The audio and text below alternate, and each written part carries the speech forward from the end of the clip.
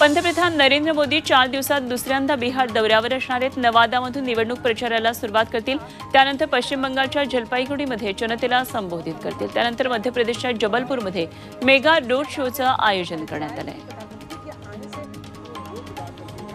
भाजपच्या वरिष्ठ नेत्यांनी लोकसभेच्या प्रचाराचा धडाका लावला। उत्तर प्रदेशचे मुख्यमंत्री योगी आदित्यनाथ यांचे उद्या महाराष्ट्राच्या दौऱ्यावर आहेत आणि ते नागपूर, वर्धा आणि भंडारा गोंदिया लोकसभा मतदारसंघामध्ये प्रचार सभा घेणार आहेत।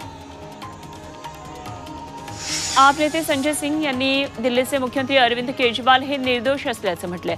संजय सिंह दारू घोटाळा प्रकरणामध्ये जामिनावर जेल बाहेर आहेत। काही साक्षीदार भाजपच्या संपर्कात आहेत आणि याच आधारावर केजरीवाल यांच्यावर कारवाई करण्यात आल्याचा आरोप सिंह यांनी झी मीडियाशी बोलताना केला।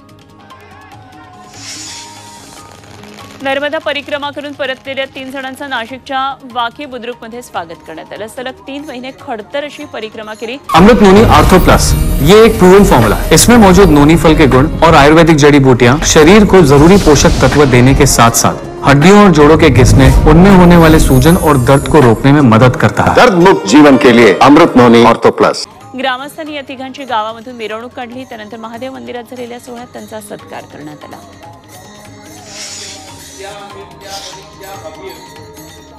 नाशिकच्या मालेगावमध्ये शांतता समितीची बैठक पार पडली। सण उत्सवाच्या पार्श्वभूमीवर नियंत्रण कक्षातील सुसंवाद हॉलमध्ये ही बैठक झाली। सण उत्सव शांततेत साजरे करण्याचं आवाहन पोलीस प्रशासनाकडून करण्यात आलं। बैठकीला मुस्लिम धर्मगुरू, सामाजिक कार्यकर्ते उपस्थित होते।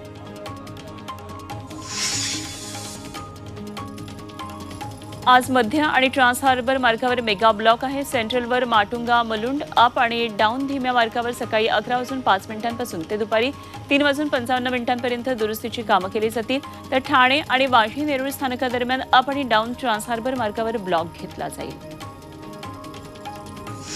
सोन्या चांदीच्या दरामध्ये पुन्हा एकदा मोठी वाढ झाली आहे। सोनं अवघ्या 24 तासामध्ये तब्बल 1000 रुपयांनी महागलंय।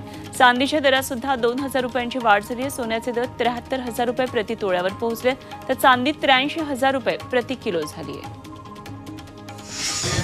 आग्रा लखनौ एक्सप्रेस वेवर जगुआर मिराज 17 सुखोई यासारखी लढाऊ विमानं उतरली। एक्सप्रेस वेवर 14 ते 15 लढाऊ विमानं उतरवण्यात आली। युद्ध परिस्थितीमध्ये हवाई पट्टीवर विमान उतरवण्यासाठी तालीम करण्यात आली।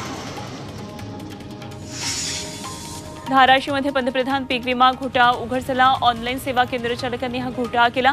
यामध्ये 11,000हून अधिक शेतकऱ्यांच्या नावे बनावट सातबारे आणि 8 काढत 2,994 हेक्टरवर पीक विमा भरला। या मोबदल्यामध्ये 15,68,00,000 निधीचा अपहार केला। कृषी विभागाच्या फिर्यादीनुसार 24 जणांविरुद्ध गुन्हा दाखल केला आहे।